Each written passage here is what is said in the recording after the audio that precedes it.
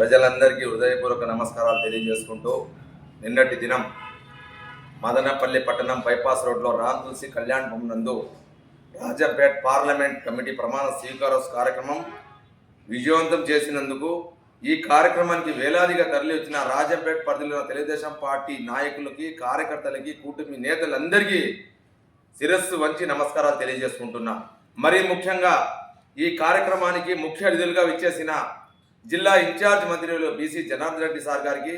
మరియు జిల్లా మంత్రివర్యులు మండిపల్లి రాంప్రసాద్ అన్న గారికి, పిలేరు శాసనసభ్యులు గౌరవనీయులు నల్లారి కిషన్ కుమార్ రెడ్డి అన్న గారికి, మదనపల్లి శాసనసభ్యులు షాజాన్ బాషా అన్న గారికి,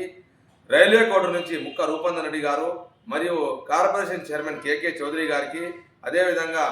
జయప్రకాష్ అన్న గారికి, మరియు తమలపల్లి నుంచి వచ్చిన వేలాదిగా కార్యకర్తలకి, నాయకులకి, ముఖ్య నాయకులకి అందరికీ, మరియు రాజంపేట నుంచి మాజీ అధ్యక్షులు జిల్లా మరియు ఇన్ఛార్జ్ చమర్తి జగన్మోహన్ రాజు గారికి, కడప నుంచి ప్రత్యేకంగా వచ్చిన పాలిట్ బ్యూరో సభ్యులు రెడ్డప్ప గారి శ్రీనివాసరెడ్డి అన్న గారికి, మరియు పుంగనూరు నుంచి వచ్చిన చల్లా రామచంద్రరెడ్డి గారికి, అదేవిధంగా నియోజకవర్గంలో పార్లమెంట్ పరిధిలో ఉన్న 7 నియోజకవర్గాల కార్యకర్తలు, నాయకులు సమిష్టిగా ఈ కార్యక్రమానికి విచ్చేసి రాజంపేట్ పార్లమెంట్ చరిత్రలో ఎప్పుడూ లేనంతగా వేలాదిగా కార్యకర్తలు, నాయకులు సమిష్టిగా స్వచ్ఛందంగా ఈ కార్యక్రమానికి వచ్చి విజయవంతం చేసినందుకు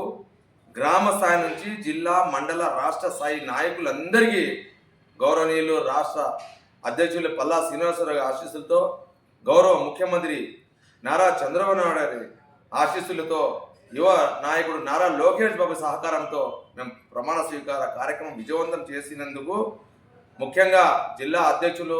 సుభాష్ బాబు గారు ఒక ప్రత్యేకమైన బాధ్యతలు నాకు అప్పగించినందుకు ఈ కార్యక్రమం దిగ్విజయం చేసిన కార్యకర్తలు, నాయకులందరికీ ఎప్పుడూ చరిత్రలో, మదనపల్లి చరిత్రలో ఇటువంటి కార్యక్రమం